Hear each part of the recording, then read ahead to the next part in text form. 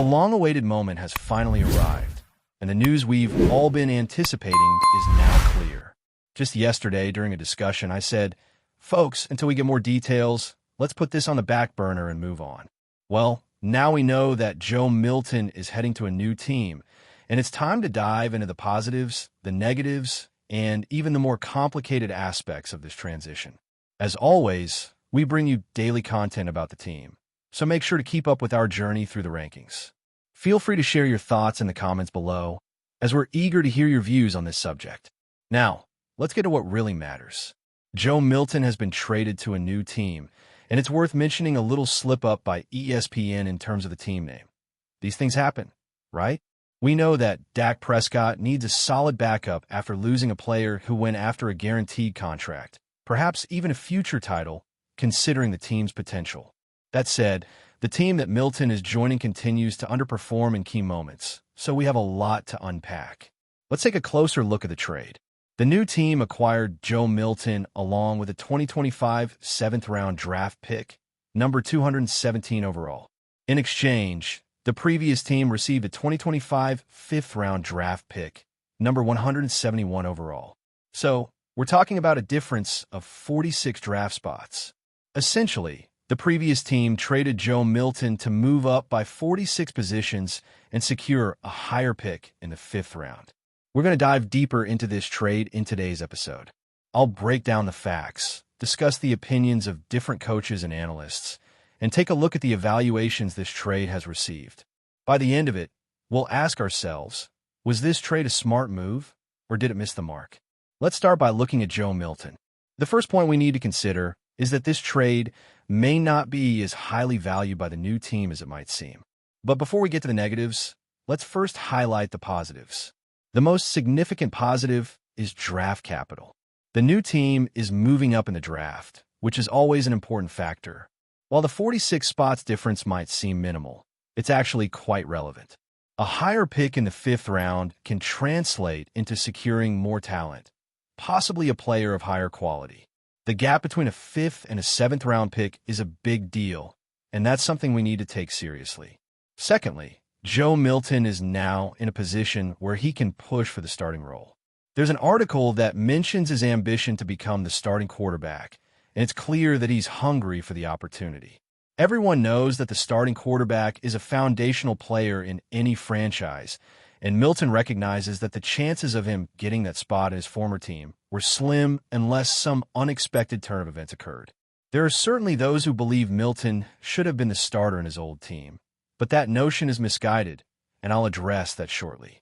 Another positive aspect is that we can now put to bed any debates about who should be the starter. It's important to realize that there's a reason why Joe Milton was drafted in the 6th round. Some may point to a notable exception in the league, but the fact remains that he was an outlier in that situation. We all know this, but there are other factors we need to consider here. There's really no reason to be concerned, as people need to understand why Milton was drafted in the 6th round in the first place. Sure, there are exceptions, but those are unique situations when you look at the statistical data. Now, when we analyze the quarterbacks that are currently standing out in the playoffs, we notice that most of them were first-round talents. This is the point I want to emphasize. Again, these examples are exceptions, and the reason these players are recognized as the greatest of all time is because of their uniqueness. Joe Milton, in this context, doesn't quite measure up to those examples. That said, these observations still hold value. The last positive point regarding the draft pick is the return on investment. The team that decided to trade for Milton, despite having drafted him in the 6th round, is getting a good deal. They're getting a higher pick for him, considering what he showed previously. This is like buying an asset at a high cost and then selling it with a slight markup. It's not a massive profit, but it could prove relevant, and we'll get to see how it plays out. There are still many questions that remain, especially since we haven't seen Milton play with his new teammates. Does he have what it takes to become the starter? That's a question we should be discussing, especially knowing that the starting player could get injured, and unexpected situations are bound to arise. But these are encouraging factors. I believe there are many positive aspects to this situation. Whenever you talk about an investment, if you're getting some return, the decision to sell is usually the right one. It's important to note that there's no loss here. That's a fact. So, those are the positive points. We've discussed that Milton didn't want to stay with his old team. And now, let's get into the negatives. This situation has created some frustration around Joe Milton, and there's one important detail here. The first negative aspect of this trade is that he apparently had more attractive offers, but out of respect for his situation, the team decided to give him the best opportunity possible. The data suggests that the team that originally drafted him had a better offer on the table, but they chose to send him to a place of his choosing as a sign of respect. It's crucial to remember that this is a business, and no matter how harsh it may seem, the priority should always be what's best for the organization. It's possible that a better offer came from an AFC team. Maybe there were some specific considerations from a certain team, but this remains unknown. Among the teams that might have been interested were the Cowboys, the Raiders, and possibly the Saints and the Giants. While there's a recognition of wanting to support the player, the priority should always be the protection of the franchise's interests, placing the player's wishes second. This might seem cold-hearted to some, but the reality is that the focus should be on pursuing titles and maximizing the team's potential. If the difference in trade value was small and consisted only of a slightly higher pick in the 5th round, then it might be justifiable. However, it's unlikely that all the details of this trade will be fully revealed. Some information may leak in the future, and we'll have to wait and see how things unfold over the coming weeks or even days. Nevertheless, one important point to note is that a better offer was available, but it wasn't taken. Furthermore, I have a feeling that the Patriots didn't get a trade that reflected the true value of the player. While they received a 5th-round pick, it's worth making a comparison with another trade that happened recently. The circumstances were very similar, even if I can't recall every detail of the moment. The player in question was traded away from his original team, and it's fair to say that this deal didn't seem ideal.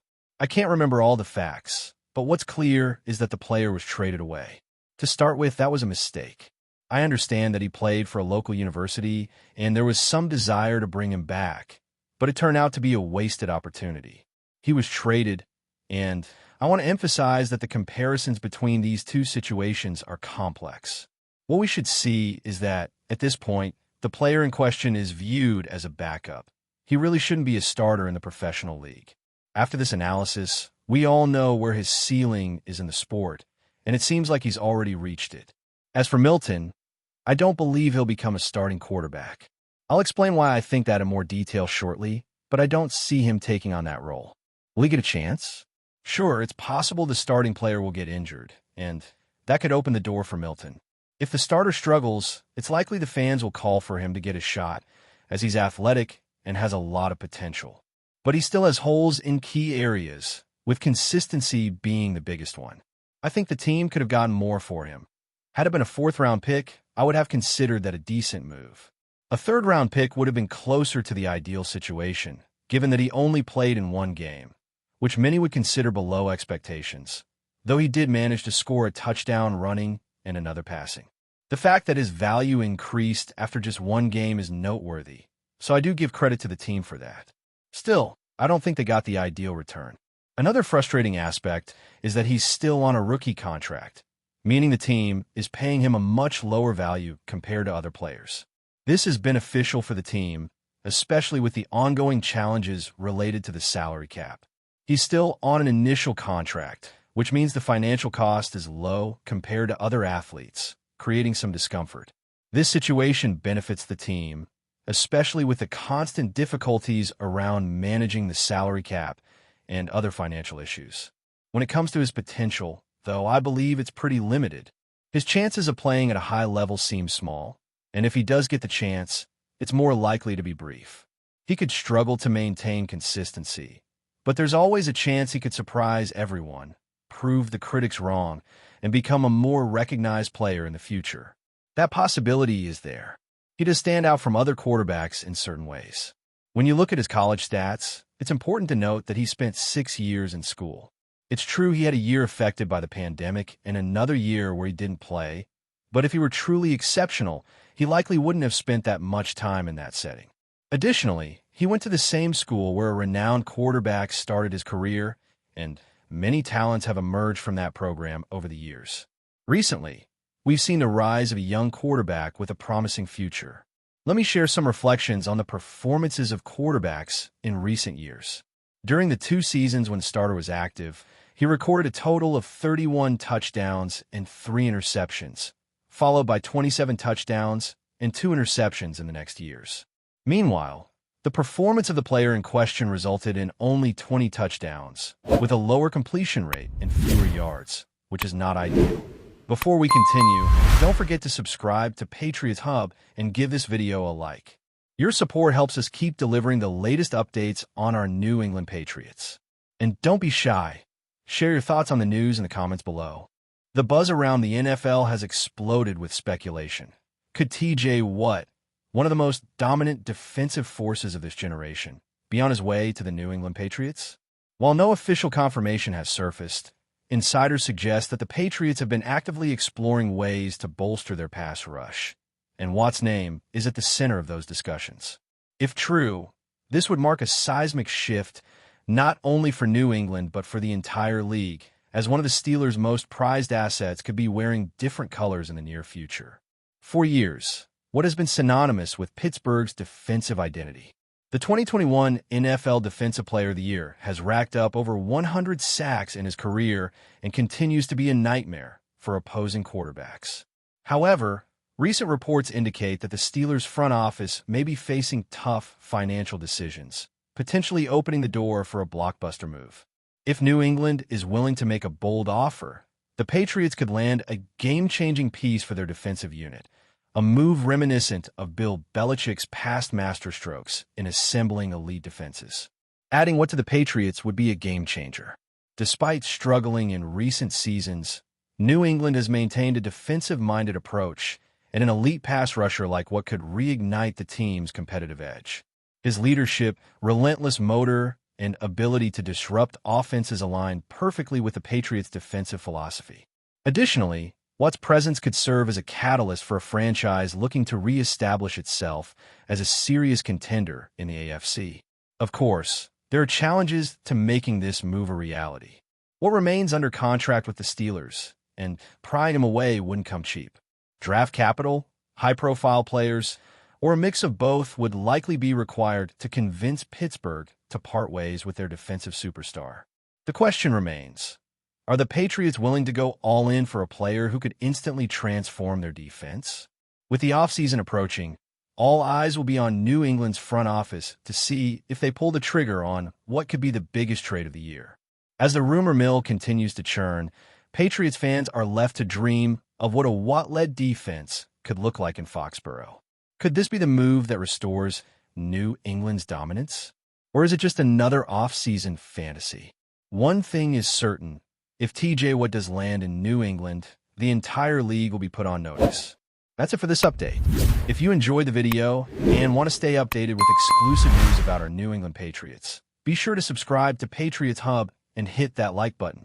We can't wait to hear your thoughts in the comments. See you in the next video.